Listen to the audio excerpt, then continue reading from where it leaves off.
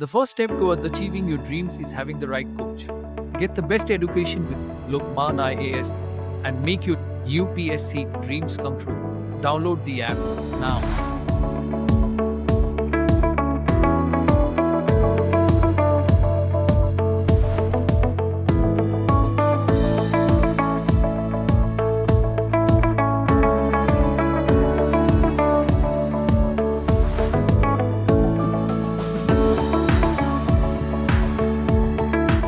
नमस्ते, मेरा नाम राजीव दयपुरिया। मैंने यूपीएससी इंजीनियरिंग सर्विसेज एग्ज़ाम 2022 में देश ईएनटी स्ट्रीम में देश में पहला स्थान प्राप्त किया है। और मैं एक बहुत सामान्य परिवार से आता हूँ। मेरा जन्म सपाड़ भिंड जो कि चंबल क्षेत्र में है, वहाँ से मैं बिलोंग करता हूँ। और मेरे पिताजी इरिगेशन डिपार्टमेंट में एमपी गवर्नमेंट में कार्यरत थे, अभी सेवानिवृत्त हो चुके हैं। और मेरे दो बड़े भाई हैं, एक शिक्षक हैं, दूसरे एमएनसी कंपनी में नोएडा में कार्यरत हैं।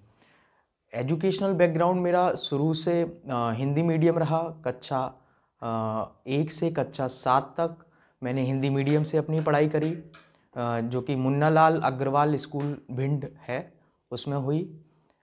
उसके बाद मैंने ट्रांजिशन किया हिंदी मीडियम से इंग्लिश मीडियम में, और मैं कक्षा 8 में केंद्रीय विद्यालय भिंड में इंग्लिश मीडियम में पहली बार पढ़ा। तो इस दौरान मुझे काफ़ी मेहनत करनी पड़ी, क्योंकि क्लास में जो कुछ भी पढ़ाते थे वो इंग्लिश में रहता था। और जैसे मैं घर पर आकर चैप्टर भी पढ़ता था, तो उसमें एक लाइन में जितने भी वर्ड्स होते थे लगभग सभी के मुझे डिक्शनरी लेकर ट्रांसलेशन करने पड़ते थे। इस तरह शुरुआत मैंने इस तरह धीरे धीरे करी, और मेरी मेहनत का परिणाम मुझे यह मिला कि कक्षा 8 में मुझे तृतीय स्थान प्राप्त हुआ। और वहाँ से फिर मुझे एक दिशा मिली कि अगर हम किसी चीज़ में फ्रॉम द स्क्रैच या जीरो से भी स्टार्ट करते हैं तो भी हम अपनी मेहनत और लगन से उस चीज़ को पा सकते हैं। फिर कक्षा 8 से लेकर 12 तक मेरी जो स्कूलिंग है वो केंद्रीय विद्यालय भिंड से ही हुई। क्लास 10th में मैंने डिस्ट्रिक्ट अपना स्कूल टॉप किया था, और क्लास 12th में मैंने अपना स्कूल और डिस्ट्रिक्ट टॉप किया था। उसके बाद मुझे आईआईटी जेई के बारे में पता चला, और 2011 में मैंने 1 साल का ड्रॉप लिया, और उस वर्ष मैं कोटा गया।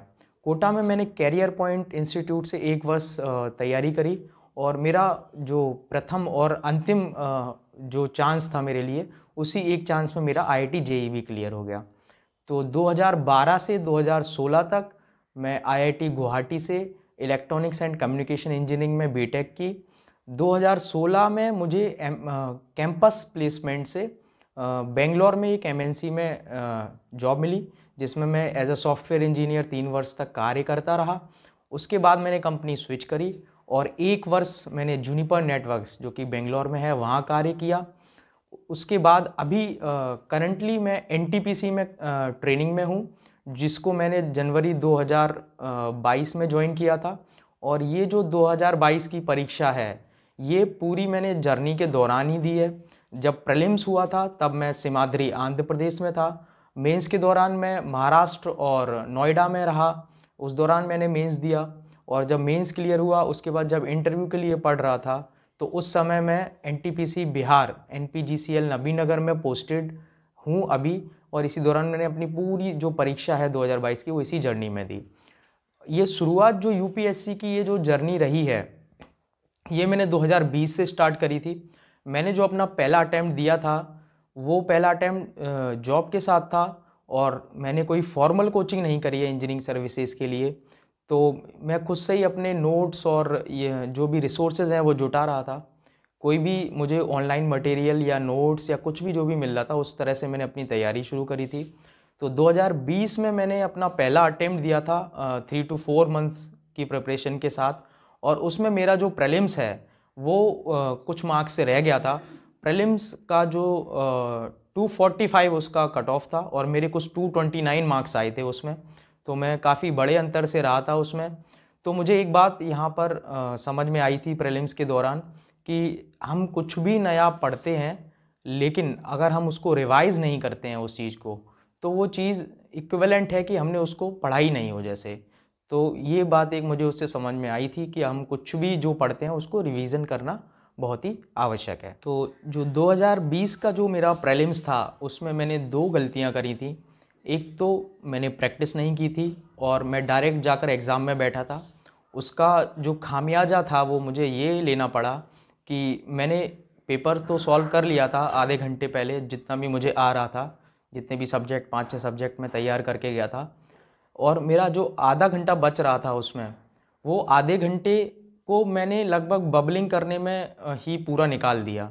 तो ये प्रैक्टिस ना होने की वजह से हुआ था वहाँ पर। और अगर मुझे वो समय मिलता 10 या 15 मिनट, तो शायद मैं कुछ और क्वेश्चन सॉल्व कर कर कट ऑफ पार कर सकता था। दूसरी मिस्टेक मुझसे ये हुई थी कि मैं जीएस बिल्कुल पढ़कर नहीं गया था और मेरे कुछ 45 मार्क्स आ रहे थे।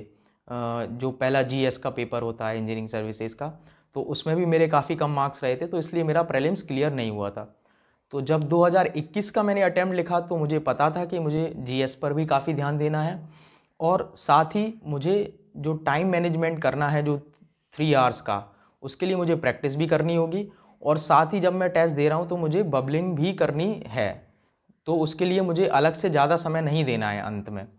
तो इस स्ट्रेटजी के साथ में मैंने 2021 का एग्ज़ाम लिखा तो मेरे जीएस में काफ़ी अच्छे मार्क्स आ रहे थे, मतलब एवरेज से थोड़े सही आ रहे थे, करीब 85 के अराउंड मेरे जीएस में मार्क्स थे। तो लेकिन मुझसे वहाँ पर भी एक चूक ये हुई कि प्रीलिम्स में मैं बार बार वॉच देख रहा था। हर 15 मिनट में 20 मिनट में मैं बार बार अपनी वॉच देख रहा था अपनी स्पीड मेंटेन करने के लिए। तो उससे क्या हो रहा था, मेरा ध्यान बहुत भटक रहा था और मैं बार बार क्वेश्चन पर जब वापस आ रहा था तो वो क्वेश्चन में मेरा कंसंट्रेशन उस तरह से नहीं था। तो इस वजह से क्या हुआ कि मेरा पेपर छूटा और मेरे मार्क्स उतने अच्छे नहीं आए जितनी अच्छी मेरी तैयारी थी। तो ये मिस्टेक मुझसे प्रीलिम्स में हुई। और इसके बाद जब मैंने मेंस दिया 2021 में, तो 2021 के मेंस के दौरान मेरी स्ट्रेटजी थोड़ी सी ये यहाँ पर ख़राब हुई कि मैं पहले 10-15 मिनट मैंने सिर्फ पेपर या क्वेश्चंस पढ़ने में या कौन से क्वेश्चंस चूज़ करने हैं उनमें ही मैंने अपने 15-20 मिनट लगा दिए थे फर्स्ट पेपर में। तो उसका परिणाम ये हुआ था कि वो पेपर, मेंस का जो मेरा पहला पेपर है टेक्निकल का, उसमें मार्क्स मेरे काफ़ी कम आए थे। तो उस वजह से मैं जब रिज़ल्ट आया 2021 में, जो मेरा सेकंड अटैम्प्ट था, उसमें मैं इंटरव्यू स्टेज तक गया था। फाइनल जो मेरा रिज़ल्ट आया उसमें मैं कुछ 5 या 10 मार्क्स से जो मेरिट लिस्ट आती है उसमें मैं रह गया था। तो 2022 के लिए फिर मुझे और सीख मिली इन चीज़ों से कि अब क्या नहीं करना है। तो मैंने प्रीलिम्स की एक अलग स्ट्रेटजी बनाई और मेंस की एक अलग स्ट्रेटजी बनाई। मेंस की मेरी ये स्ट्रेटजी थी कि मुझे मेंस में वॉच हर आधे घंटे में देखनी है, क्योंकि मेंस में सब्जेक्टिव पेपर होता है। तो हम उसको जब बड़े आंसर्स को लिखते हैं तो उसमें हमारा समय कितना गया ये हमें मालूम नहीं चलता है। तो मेंस में मैं घड़ी को बार बार आधे घंटे में देख रहा था, लेकिन प्रीलिम्स में मैंने ये योजना बनाई थी कि मैं घड़ी को 1.5 घंटे से पहले नहीं देखूंगा। पहले 1.5 घंटे से पहले मैंने घड़ी नहीं देखी। इसका परिणाम ये हुआ कि मुझे एंग्जाइटी नहीं हुई कि कितने क्वेश्चन हुए, कितना टाइम रह गया है, और मैंने अपनी जो मेरी यूजुअल स्पीड टेस्ट सीरीज़ में इनमें रहती थी उसमें मेरी वो अच्छी स्पीड रही टेस्ट में, और मेरा टेक्निकल भी इस बार अच्छा हुआ था। एक चीज़ और जो मैंने प्रीलिम्स में इस बार अपनाई थी वो ये थी कि मैंने कई सारे टेस्ट दिए थे और प्रैक्टिस करके मैंने ये देखा था कि मेरे लिए क्या चीज़ काम करती है। पहले एक क्वेश्चन सॉल्व करना, उसके बाद बबलिंग करना, फिर एक और क्वेश्चन सॉल्व करना, इस तरह से, या फिर एक पूरे पेज पर जितने क्वेश्चन हैं उनको सॉल्व करना, फिर बबलिंग करना। इस तरह से 2-3 चीज़ें मैंने ट्राई करी थी और मेरे लिए जो काम की मैंने वही चीज़ फाइनल एग्ज़ाम में करी थी। तो इस तरह से वो मेरे लिए वर्क किया था। और पर्सनैलिटी टेस्ट के लिए मुझे ज़्यादा दिन नहीं मिले थे, क्योंकि मैं ऑलरेडी एनटीपीसी में ट्रेनिंग में था उस टाइम और क्लासरूम ट्रेनिंग चल रही थी। तो मुझे सुबह 9 से लेके 5-6 बजे तक क्लास लेनी होती थी उधर, और उसके भी वीकली टेस्ट होते थे जो हमें 70% मार्क्स के साथ पास करने होते थे। तो मुझे 1 से 1.5 महीना ही मिला था इस 2022 के प्रीलिम्स के एग्ज़ाम के लिए। तो मैं 14 टेक्निकल सब्जेक्ट और 10 जीएस के सब्जेक्ट ये रिवाइज़ करना 1.5 महीने में बड़ा असंभव सा कार्य था, और मैं डिमोटिवेटेड भी हो सकता था। लेकिन मेरे मन में एक चीज़ आ गई थी इस यूपीएससी की तैयारी के दौरान कि हमारे लिए समय की कभी कमी नहीं होती है, हमारे जो एफर्ट्स होते हैं वो हमेशा कम रह जाते हैं। तो ये मेरे अंदर विश्वास जाग गया था कि 1.5 महीना है तो समय कम नहीं है, एफर्ट ज़्यादा होने चाहिए। तो उस 1.5 महीने में मैंने प्रतिदिन सिर्फ टेस्ट लगाए और उन टेस्ट को एनालाइज किया। उसके थ्रू जो भी टॉपिक मैं भूल रहा हूँ या जो भी मुझे याद नहीं आ रहा है, उसी के थ्रू मैंने रिवीजन किया। तो 1.5 महीने में मेरा जीएस भी कवर हुआ, मेरे टेस्ट की प्रैक्टिस भी हो गई और मैंने टेक्निकल की भी अच्छी खासी प्रैक्टिस कर ली थी। तो इस योजना के साथ जब मैंने अपना प्रीलिम्स दिया था तो वो काफ़ी अच्छा गया था। और मेंस में जब मैं तैयारी कर रहा था, उस समय मेरी नोएडा में ट्रेनिंग चल रही थी, तब भी ऐसे ही क्लासरूम ट्रेनिंग चल रही थी। तो मेंस में क्या है कि हम थोड़ा पढ़कर क्वेश्चंस को सॉल्व नहीं कर सकते हैं, हमें थोड़ा डेप्थ में जाना पड़ता है, डेप्थ में पढ़ना पड़ता है, प्रैक्टिस भी करनी पड़ती है, आंसर राइटिंग भी करनी पड़ती है। तो प्रैक्टिस बहुत ज़रूरी थी। तो मुझे उस समय ये था कि मेंस के जितने ज़्यादा से ज़्यादा पेपर्स मैं सॉल्व कर लूँ, घर पर सॉल्व कर लूँ, टेस्ट सीरीज़ दे लूँ, वो मेरे लिए बहुत अच्छा रहेगा। तो मैंने 2 चीज़ें अपनाई थी। एक तो मैं जो भी पढ़ रहा था, प्रीवियस ईयर क्वेश्चंस जो भी लगा रहा था या जो भी नोट्स पढ़ रहा था, हर चीज़ का मैं एक छोटा सा 1-2 लाइन में शॉर्ट नोट्स बना लिया करता था। फिर बाद में उसका ये फ़ायदा हुआ कि जब मेरे पास लास्ट में 1-2 दिन बचे थे मेन से पहले, तो मैंने सिर्फ वही शॉर्ट नोट्स रिवाइज़ कर दिए थे और उनसे ये हुआ था कि मुझे कॉन्फिडेंस आ गया था कि मेरा रिवीजन हो गया है। तो ये अगर हमारे मस्तिष्क में, हमारे जो ब्रेन है उसको अगर ये फीडबैक मिलता है कि आपका रिवीजन पूरा हो गया है, तो आपको एंग्जाइटी थोड़ी कम हो जाती है। और जब भी आप पेपर देने जाते हैं और एंग्जाइटी आपकी कम है तो पेपर अपने आप अच्छा जाता है। तो इस तरह मेंस में मैंने किया और मेरी जो भी गलतियां हो रही थीं, उन गलतियों को मैं हमेशा कंपेयर करता था। जो भी टेस्ट सीरीज में जो भी टॉप कर रहे थे बच्चे, उनकी मैं कॉपियाँ एनालाइज करता था। तो कॉपियाँ लेकर मैं देखता था कि इनके मार्क्स किन जगह ज़्यादा आ रहे हैं और मैं क्या मिस्टेक्स कर रहा हूँ। तो मैंने क्वेश्चन बाय क्वेश्चन वो कंपैरिजन किया और ये भी देखा कि मैं कैसे 10-15 नंबर और बढ़ा सकता हूँ। तो मुझे पता चला कि मेंस में जब आपको कोई पूरा आंसर नहीं भी आ रहा है तो भी आप उसमें कुछ लिख कर आइए, जो भी आपको आ रहा है उससे रिलेटेड, आप उससे कुछ भी रिलेटेड लिख कर आएंगे तो आपको 5 से 10 नंबर बड़े आराम से मिल जाएंगे। तो ये मैंने एक तरीका निकाला कि किस तरह और लोगों से 10 to 15% ज़्यादा मार्क्स लाए जा सकते हैं। तो मुझे लगता है इस चीज़ ने मेरे को पे आउट किया। और इंटरव्यू के दौरान 2022 में भी मुझे ज़्यादा समय नहीं मिला प्रिपेयर करने को।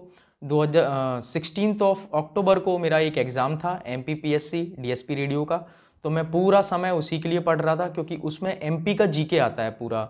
उसमें आपकी पॉलिटी हो गई, हिस्ट्री हो गई, संस्कृति हो गया, वो सारा GK में मुझे पढ़ना था, तभी मैं उस एग्ज़ाम को लिख सकता था। तो 16 अक्टूबर तक मैं उसी का पढ़ता रहा और 20 अक्टूबर से लेकर 2 नवंबर तक मैंने इतने समय तक इंजीनियरिंग सर्विसेज इंटरव्यू के लिए पढ़ा। इस दौरान भी मुझे पता था कि इतने कम समय में मैं सारे सब्जेक्ट कवर नहीं कर सकता हूं, तो यहाँ भी मैंने एक योजना बनाई और जो कोर सब्जेक्ट हैं इलेक्ट्रॉनिक्स के 5 से 6 सब्जेक्ट के जो प्रीवियस इंटरव्यू क्वेश्चंस हैं उनको मैं तैयार करके गया। और साथ ही मेरी जो भी जॉब चल रही थी उसका मैंने पूरा अपना देख लिया था कि क्या काम किया है, उससे क्या क्वेश्चंस बन सकते हैं, और जो भी पर्सनैलिटी से रिलेटेड क्वेश्चन हैं जो मुझसे पूछे जा सकते हैं उन पर मैंने थोड़ा गौर किया। तो इस योजना के साथ जब मैं गया तो मुझे इंटरव्यू में भी अच्छे नंबर मिले और ओवरऑल जो तीनों स्टेजेस का जो मार्क्स ऐड होके आया उसमें जब रिज़ल्ट आया तो मेरे सबसे हाईएस्ट मार्क्स थे। इस तैयारी के दौरान मुझे फॉर्मल कोचिंग करने का मौका नहीं मिला, तो मेरे पास जो भी ऑनलाइन मटेरियल्स जो भी मुझे मिले, यूट्यूब लेक्चर्स मिले या किसी अन्य प्लेटफॉर्म पर या किसी कोचिंग का कोई ऑनलाइन मॉड्यूल कोर्स अवेलेबल था, उसके सारे मैंने अपने जो नोट्स हैं, जो भी रिसोर्सेज हैं वो जुटाए। और जो नोट मेकिंग है उसमें मैंने एक बात सीखी थी कि जब भी हम कोई कॉपी पढ़ रहे हैं तो उसमें जो कीवर्ड्स हैं उनको मैं अंडरलाइन या उनको हाईलाइट कर देता था। तो जब भी हमको रिवीजन करना है तो 1 पेज या 2 पेज को रिवाइज करने में मुझे हार्डली 1 से या 2 मिनट लगते थे, क्योंकि मैं जब भी उन कीवर्ड्स की तरफ जब मेरा ध्यान जाता था तो पूरा पैरा एकदम से याद आ जाता था कि इसमें क्या क्या मेन पॉइंट्स हैं। दूसरा, मैंने हर चीज़ का शॉर्ट नोट्स बनाया। जो भी सब्जेक्ट है मेरा एक पूरी कॉपी है, उसमें 240 या 300 पेजेस हैं, उनका जो भी क्रिस्प है, जो भी फॉर्मूले हैं, उन सबको मैंने 2 पेजेस में उतार कर रख लिया था। तो जब भी मुझे कुछ भी रिवाइज़ करना होता था तो सिर्फ उन 2 पेजेस को मैं रिवाइज़ करता था और मेरा पूरा सब्जेक्ट उस तरह से रिवीजन हो जाता था। साथ ही एक चीज़ और मैं कहना चाहूँगा टाइम मैनेजमेंट से रिलेटेड। तो जॉब के दौरान मुझे लगातार ऐसा 5-6 घंटे या 8-9 घंटे ऐसा समय नहीं मिलता था। जब जॉब के दौरान जैसे लंच ब्रेक होता है तो उसमें 1 या 1.5 घंटे का अगर समय है तो मैं 15 या 20 मिनट में अपना लंच करके और 1 घंटे का जो समय मुझे मिल रहा है उसमें मैं अपना कुछ ना कुछ रिवीजन या कुछ ना कुछ पढ़ लेता था। और जब रूम पर वापस आता था तो अगर कोई मीटिंग अरेंज, कई बार मीटिंग्स भी अरेंज हो जाती थी घर पर आने के बाद भी, रात को 10 बजे या 11 बजे। तो उन मीटिंग्स के दौरान जब तक मेरा टर्न नहीं आ रहा है, जब तक मेरे बोलने का टर्न नहीं आ रहा है, तो मैं तब तक कुछ छोटा मोटा फॉर्मूला रिवीजन या कोई बहुत ही इजी रिवीजन करता था उस दौरान, कि मेरा ध्यान मीटिंग में भी रहे और मैं कुछ और भी रिवाइज कर लूँ उसके साथ में। तो मैंने थोड़ी बहुत मल्टीटास्किंग भी की है इसके साथ ही। और regularly on an average 3 to 4 hours मुझे लगता है मुझे मिल जाते थे। और 2 साल तक मैंने इसी तरह 3 to 4 आवर्स अपनी तैयारी जारी रखी। लेकिन जब भी मुझे सैटरडे संडे मिलते थे तो वो वीकेंड्स में अपने पूरे पढ़ाई में लगा देता था। जितने भी घंटे मैं पढ़ सकता था, 13 घंटे 14 घंटे, मैं पूरा अपने वीकेंड्स पढ़ाई में लगा देता था। तो टाइम मैनेजमेंट का मेरा एक ही फॉर्मूला था कि जहाँ भी जैसे भी 1 मिनट, 2 मिनट, आधा घंटा, 15 मिनट, जितना भी समय मिल रहा है उसको किसी भी यूज़फुल काम में यूटिलाइज कर लिया जाए। किसी भी कॉम्पिटिटिव एग्ज़ाम की तैयारी के दौरान हमें एक चीज़ का बहुत ज़्यादा ध्यान रखना है कि जिस वर्ष हम तैयारी कर रहे हैं उस वर्ष हमें यह नहीं सोचना चाहिए कि ये हमारा पहला अटैम्प्ट है, इसको हम बस ट्राई करने के लिए दे रहे हैं, और जो सीरियस अटैम्प्ट है वो हमारा सेकंड अटैम्प्ट होगा। जबकि हमारी स्ट्रेटजी ये रहनी चाहिए कि हमारा जो भी एग्ज़ाम है वो पहले अटैम्प्ट में ही निकल जाए। और इसी तैयारी के साथ मैंने इसी बात के साथ मैंने अपनी तैयारी शुरू करी थी। लेकिन हमें ये भी ध्यान में रखना चाहिए कि ऐसा भी हो सकता है कि हमने मेहनत तो काफ़ी करी लेकिन हमारा एग्ज़ाम पहले अटैम्प्ट में, दूसरे अटैम्प्ट में या तीसरे अटैम्प्ट में भी ना निकले। तो लॉन्ग टर्म की भी हमारी प्लानिंग होनी चाहिए। तो जब भी मैं प्लान कर रहा था तो मैं ये सोच के रखा था मैंने कि हो सकता है कि दुर्भाग्यवश मुझे एक से ज़्यादा अटैम्प्ट लिखने पड़ जाएं। तो मैं इस चीज़ के लिए तैयार था कि मुझे अगर एक बार में सफलता नहीं मिलती है तो भी मैं इसमें लगा रहूँगा जब तक मुझे सफलता नहीं मिल जाती। और एक चीज़ मैं एस्पिरेंट्स को कहना चाहूँगा कि आप जब भी जॉब छोड़ने का डिसीज़न ले रहे हैं तो वो डिसीज़न वेल कैलकुलेटेड होना चाहिए। आप एकदम से जॉब नहीं छोड़ सकते हैं, आपके पास बहुत सारी जिम्मेदारियां आएंगी। आप 1 वर्ष या 2 वर्ष तक घर से सहयोग ले सकते हैं लेकिन उसके बाद आपको खुद लेने में अच्छा नहीं लगेगा। तो इसलिए आप थोड़ी प्लानिंग करिए, आप देखिए कि आप अपने आप को कितने समय तक सस्टेन कर सकते हैं, और अगर आपकी जो भी सेविंग्स हैं वो अगर ख़त्म होती हैं तो आपके पास और क्या ऑप्शंस हैं। तो अगर जॉब छोड़ने का आप डिसीज़न लेते हैं तो आप सोच समझ कर लीजिए। और एक चीज़ मैं एस्पिरेंट्स को ये कहना चाहूँगा कि आप किसी भी चीज़ की तैयारी करते हैं तो दूसरों को देखकर मत करिए। जब तक कि आपके अंदर से उस चीज़ को करने की बात ना आए तब तक आप उस चीज़ की तैयारी के लिए ऐसे न जाएं। ड्यूरिंग द इंटरव्यू मुझसे कई तरह के सवाल पूछे गए थे, मुझसे टेक्निकल क्वेश्चंस भी पूछे गए थे, मुझसे पर्सनैलिटी रिलेटेड क्वेश्चंस भी पूछे गए थे, जॉब रिलेटेड क्वेश्चन भी पूछे गए थे, और मेरी जो हॉबी है पोइट्री राइटिंग उससे भी मुझसे अंत में एक सवाल पूछा गया था। ज़्यादातर सवाल इसी पर सेंटर्ड थे कि आप अच्छी एमएनसी में अच्छी जॉब कर रहे थे, आपका पैकेज काफ़ी अच्छा था और यहाँ आप गवर्नमेंट सर्विस करेंगे तो इसमें इतना अच्छा आपको वेतन नहीं मिलेगा, तो आपका क्या कारण है इधर आने के लिए। तो ये क्वेश्चन मुझसे बार बार पूछा गया था और इसका जवाब मैंने बड़े शांत होकर और बड़े अच्छे से दिया था। और मुझसे ये सवाल पूछे गए थे कि जो भी अभी उस समय नोबेल प्राइजेज़ मिले थे लिटरेचर में तो वो किसको प्राइज़ मिला है, ये क्वेश्चन मुझसे पूछा गया था। और बाकी जो भी हॉबीज़ रही हैं, जैसे मैंने कई जगह पे एज अ टोस्ट मास्टर काम किया है तो उन चीज़ों के बारे में मुझसे पूछा गया था, या कहीं पर कोई स्कॉलरशिप मिली है उसके बारे में पूछा। जॉब में मेरी जो भी 3 जगह मैंने जॉब करी है तो एज अ सॉफ्टवेयर इंजीनियर मेरा क्या काम था, अभी एनटीपीसी में मुझे क्या रोल दिया गया है, इन सब चीज़ों के बारे में उन्होंने पूछा था। मॉक टेस्ट देना और टेस्ट सीरीज़ देना बहुत ही ज़रूरी है। आपकी तैयारी किस तरह की है और जिस एनवायरनमेंट में आपको अपना एग्ज़ाम लिखना है उस एग्ज़ाम की पूरी तैयारी कि आप किस तरह की मिस्टेक्स करते हैं, ये आपको टेस्ट सीरीज़ और मॉक टेस्ट देकर ही समझ में आएगा। तो मैंने बहुत सारे मॉक टेस्ट दिए थे, बहुत सारी टेस्ट सीरीज़ दी थी, प्रीलिम्स के लिए भी और मेंस के लिए भी।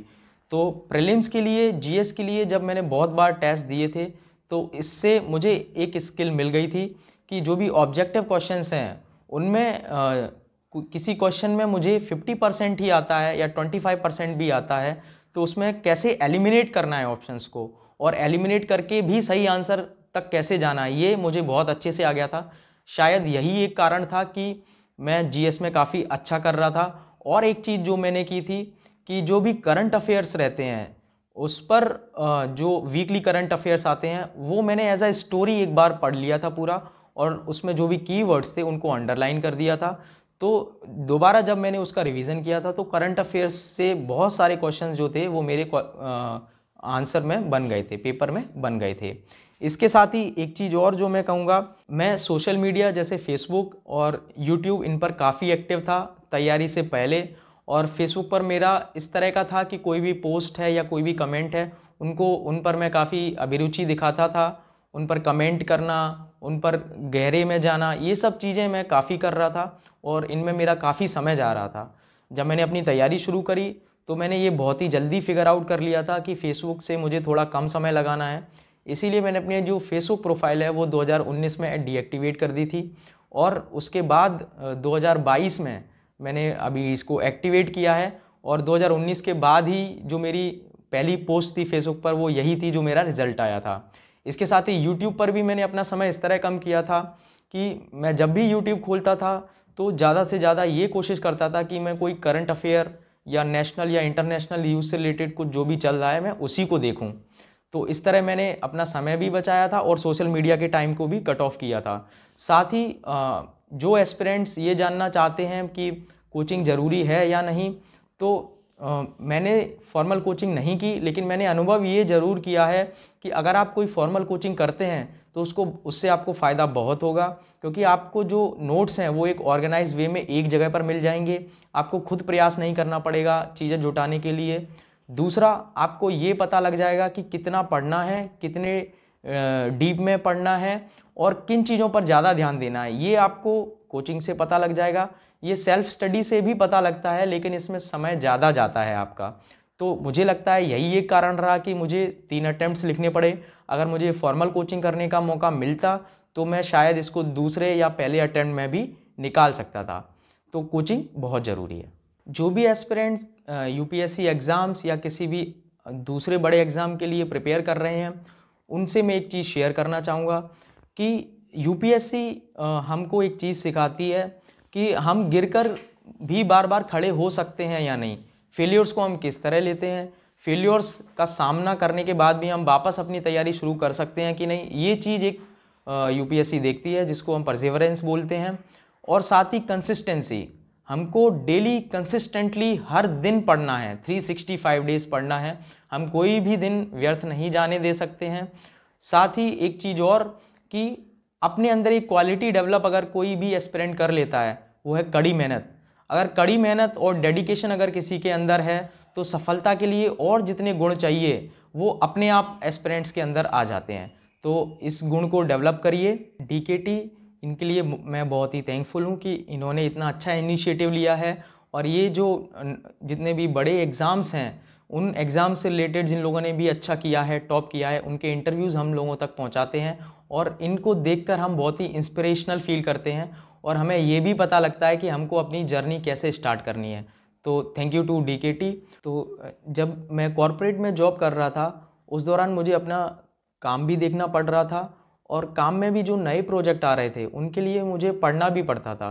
जो RFCs होती हैं उनको पढ़कर समझना और इम्प्लीमेंट करने से रिलेटेड जो भी टास्क दिया है वो करना पड़ता था, और साथ ही अपनी पढ़ाई भी करनी होती थी। तो शुरू में इन दोनों चीज़ों को मैनेज करना मुझे बहुत मुश्किल हो रहा था।